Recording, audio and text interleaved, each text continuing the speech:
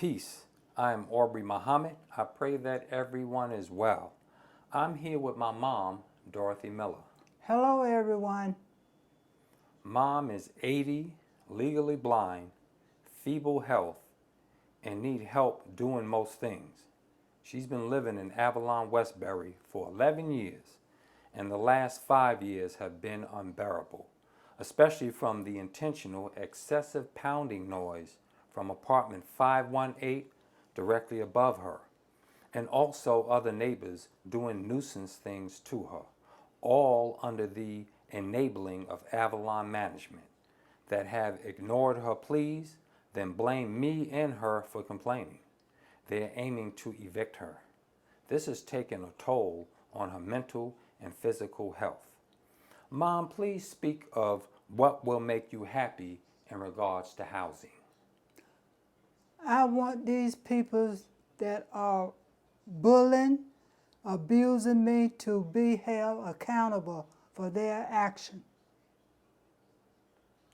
And housing, I want to be moved from this apartment maybe into another apartment until I can find another apartment somewhere else so I can move out of here. And more than that, all this, in my opinion, is more than abuse and bullying. Seem to me is harassment. It needs to stop because I'm in a nervous wreck. I can't eat that well. I don't sleep at night. I mean, it's like my nerves is like on edge, and it's beginning to like take a toll on me. Yes. So if I could just like get out of this apartment and somewhere else to live, I think I would be better in life, That's good. and I would be more happier living somewhere else more than here. That's good. Could you describe some of the things they're doing upstairs with the pounding noise, the dogs wrestling and fighting? And They are fighting each other. The dogs are barking. They are rolling something around on the floors. They are stomping and knocking on the walls. They are running up and down the steps. And when they get to my bedroom, this is on the outside, the stair steps is next to my bedroom. And they know where my bedroom is.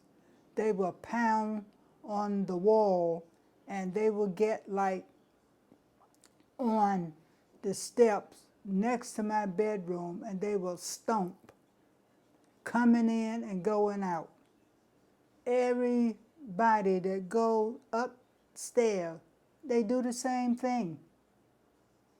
So in my opinion, it's a lot of neighbors here are doing the same thing to me that the peoples in 518 are doing to me.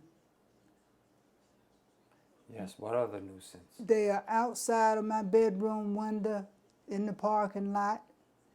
They talk real loud at night. They are by my windows.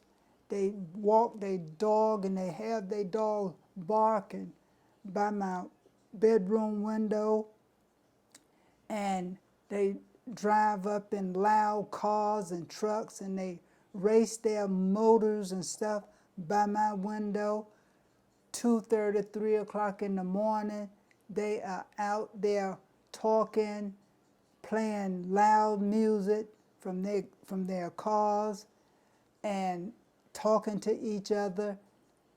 And other people's here, they don't call the cops, they don't say anything. So in my opinion, all this stuff is like aimed at me. And I would like to note that directly outside your window, they're on the grassy area. That's a couple of feet from your window where they shouldn't be standing. Yes, and the sidewalk is there, and the cars are parked like it's not even 14 feet away from you. exactly. And they're revving those engines directly in front of your window. They don't go anywhere else. They park directly in front of your window.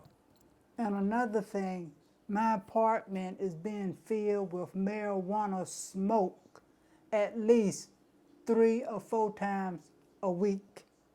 That's right. I don't smoke, I don't drink, so it's not coming from me. I will remark that the upstairs tenant at 518 intentionally blows. You cannot smoke that much marijuana to fill up this bottom apartment.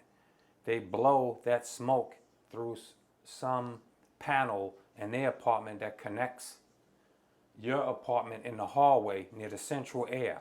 And that marijuana smoke, they intentionally blow it into your central air that fills up the apartment with marijuana smoke. No one can smoke that much marijuana on their own in their apartment without blowing it intentionally into yours. That's correct. And when I call the police, when they come, they seems to get angry and upset with me. And they will go upstairs, and the people's upstairs in 518 put on a front and an act for the policeman. They would tell the policeman, "Oh, we're not doing anything," and the policeman will come back down, knock on my door, and say, "Oh, they seem to be such nice people." And I keep trying to explain to the policeman that these people are putting on a front and putting on an act to them. No longer than the policeman leave, they right back at the same old dirty things that they do 7 days a week, 24/7. And they do things like this all night long sometimes. It'd be 2:30, 3 o'clock in the morning, and they'd be up stomping on the floor, rolling something like a wheelbarrow, knocking on the wall, having the dogs barking. I don't not understand. sleeping. Yeah, you're not sleeping. And also, what happened when you call management? Management refused to talk to me. The last person I tried talking to from management, I was telling her what was going on over here, and what she told me on the phone, she told me, "I can't talk to you about that," and she hung up on me. And I had called back over there, and she pretended something was wrong with the phone. And I kept saying, "I hear you," and she kept saying like, "Oh, hello, hello, hello," and I kept, "I hear you," and she said hello about 8 times, and then she hung up. When I called back, she refused to answer the phone at all. Thank you, Ma, You're welcome. because no one has been able to help Mom. We have reached high and far.